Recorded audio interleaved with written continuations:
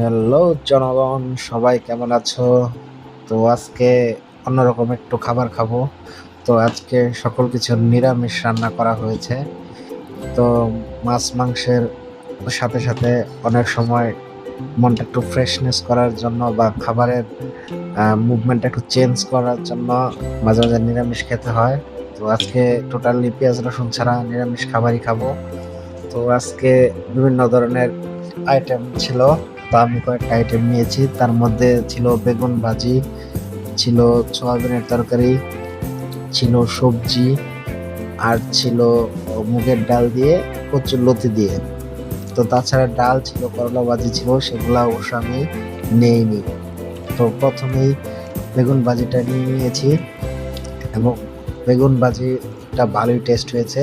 বেগুনটা করকরা বেসন দিয়ে ভাজা হয়েছে এবং মচমচ ছিল।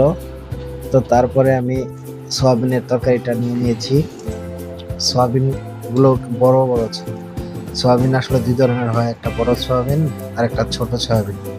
তো অনেক সময় সয়াবিনের ভিতরে অনেক সময় দেখা যায় বালুতে কিরকির করে, ওই সয়াবিনগুলো আপনারা কিনবেন না। ওই সয়াবিনগুলোর কোয়ালিটি ভালো না, তবে ভালো মানের সয়াবিনগুলো খেতে সুস্বাদু এবং ভালো।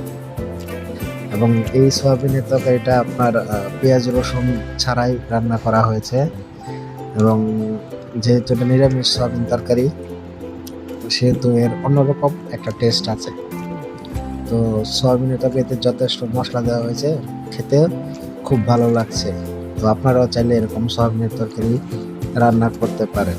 তো তারপরে আমি নিয়ে নিচ্ছি কচুরলতি দিয়ে মুগের ডাল দিয়ে।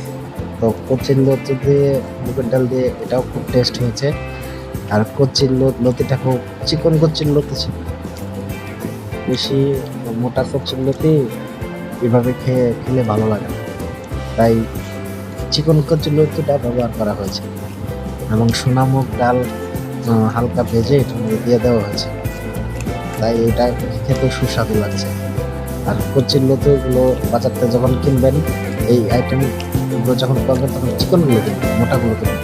মোটাগুলো দিয়ে অন্যান্য আইটেম টেস্ট হয়, তবে এই আইটেম করতে গেলে এইগুলোতে খুবই ভালো লাগে। তো তারপরে আমরা নিয়ে নিয়েছি সবজি। তো সবজির ভিতরে আপনার ছিল আলু, ছিল থোর, তারপরে বরবটি ছিল, সিমও ছিল।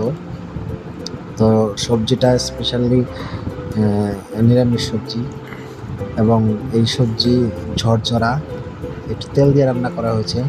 মশলার ভিতরে মরিচ খুব কম ব্যবহার করা হয়েছে এবং সবজিতে একটু ঘি ঢালা হয়েছে, যার কারণে এর স্মেলটা কিন্তু অনেক ভালো।